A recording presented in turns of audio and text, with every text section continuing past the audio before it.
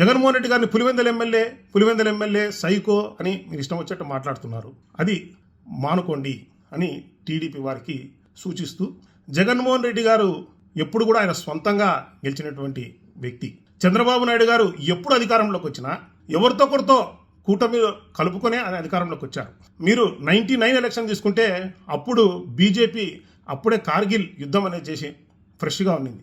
ఆ గాలిలో మీరు 99లో వచ్చారు. 2014లో దేశమంతా కూడా నరేంద్ర మోడీ గారు ప్రధానమంత్రి కావాలా అని ఉన్నారు. అప్పుడు మీరు నరేంద్ర మోడీ గారిని మీరు తెలుగుదేశం పార్టీ మరియు జనసేన కలుపుకొని అప్పుడు అయ్యారు. అప్పుడు జగన్మోహన్ రెడ్డి గారు సింగిల్గానే రావడం జరిగింది. 67 సీట్లు సాధించుకోవడం జరిగింది. 2019లో మీరు విడివిడిగా పోటీ చేశారు. ఎవరు? జనసేన విడిగా పోటీ చేసింది, బీజేపీ విడిగా పోటీ చేసింది, తెలుగుదేశం పార్టీ విడిగా పోటీ చేసింది.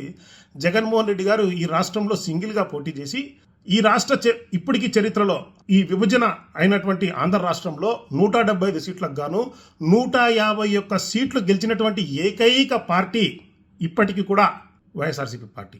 50% ఓటు షేరు సంపాదించుకున్నటువంటి ఏకైక పార్టీ ఇప్పటికీ ఈ ఆంధ్ర రాష్ట్రంలో వైఎస్ఆర్సీపీ పార్టీ.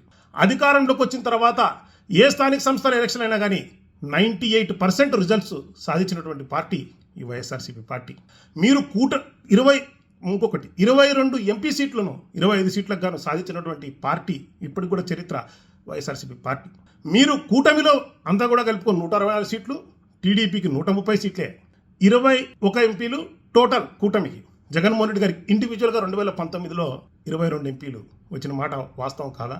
కాబట్టి జగన్మోహన్ రెడ్డి గారు ఖచ్చితంగా ఒక ఆయన గాలిలో ఎంతోమందిని గెలిపించుకోగలిగినారు.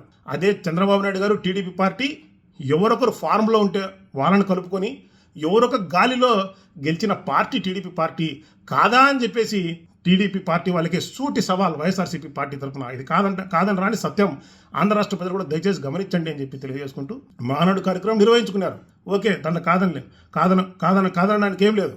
కాకపోతే గౌరవంగా మాట్లాడండి, ప్రజలకు ఏమైనా మేలు చేయండి అని చెప్పి తెలియజేసుకుంటూ, ఆఖరిగా లోకేష్ బాబు గారు కావచ్చు, చంద్రబాబు నాయుడు గారు కావచ్చు, అంటే ఈ రాష్ట్ర ప్రభుత్వాన్ని, ఇప్పుడున్న ప్రభుత్వాన్ని సుదీర్ఘకాలం పెట్టాలి అని చెప్పేసి ఫస్ట్ సంవత్సరం అయిపోతానే అడుగుతాను.